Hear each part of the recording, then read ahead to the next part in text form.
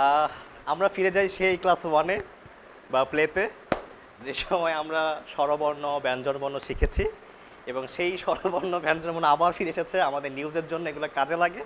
আর তখন যদি ভুলভাল শিখে থাকেন তাহলে এখন আবার নতুন করে শিখে নেন, কারণ ভুলভাল শিখে থাকলে এটা আপনার জন্য ক্ষতি, আপনার ভবিষ্যৎ যে বাচ্চা কাচ্চা আছে, বিশেষ করে যারা মায়েরা আছেন তাদের জন্য ক্ষতি। কারণ আমাদের স্বরবর্ণ সবসময় বাবা মা শিখাইছে, ওদের ভুল না, এটা ওরা যেভাবে শিখেছে আমাদেরকে সেভাবেই শিখিয়েছে। কিন্তু প্রেজেন্টিংয়ের জন্য এসে আমাদেরকে নতুন করে আবার ঝালাই করতে হচ্ছে। তখন এসে দেখলাম যে আমাদের অনেক কিছুই আমাদের জানার বাহিরে ছিল, বা আমরা যেগুলো জেনেছি সেগুলো ভুলভাল কিছু জায়গায় ছিল। আচ্ছা, স্বরবর্ণের ক্ষেত্রে আমরা জানি সরয়, সরাইয়া, রস্যি, দীর্ঘ ইত্যাদি জানি না, কিন্তু এটা সরয় না, আমি আগে বলেছি এটা শুধুমাত্র অ হবে, আ হবে, রস্যি হবে, ই হবে, তারপর হচ্ছে এ হবে, ওই হবে, ও হবে, ও হবে, রি হবে। এই 11টা স্বরবর্ণ আমার গেল। তো বাংলা বর্ণমালায় টোটাল বর্ণ হচ্ছে 50টা, তার মধ্যে 11টা যখন শেষ হয়ে যায় বাকি থাকে আর 39টা ব্যঞ্জন বর্ণ। আমাদের ঝামেলাগুলো হয় এই ব্যঞ্জন বর্ণতে এসে, যে আমরা এখানে কিভাবে কোন শব্দগুলো আমরা কিভাবে উচ্চারণ করব।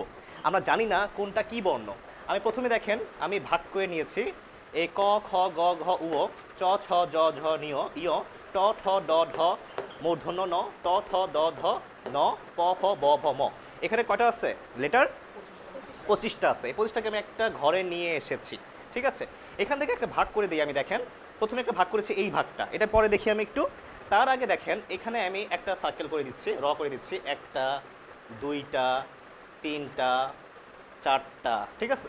এখন দেখেন এই যে প্রত্যেকটা ঘরে কয়টা করে বর্ণ আছে?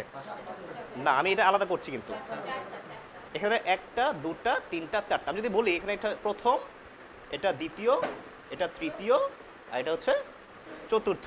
আমরা একটা শিখেছিলাম ক চ ট ত প, ক চ ট ত প, ক চ ট ত প শিখেছিলাম।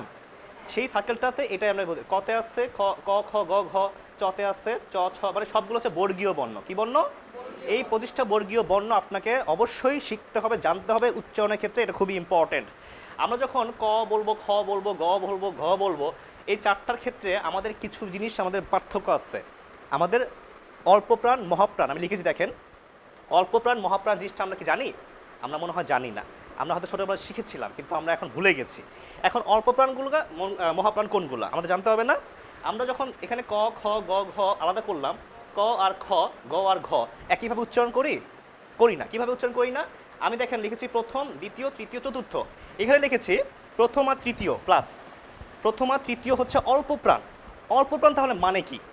যেই ওয়ার্ড আপনি যখন যে বর্ণ যখন আপনি পড়বেন বা যখন উচ্চারণ করবেন তখন বাতাসটা আপনার বাড়ি খাবে। আপনি হাতটা একটু সামনে নেন তো সবাই, এভাবে হাতটা রাখেন সামনে।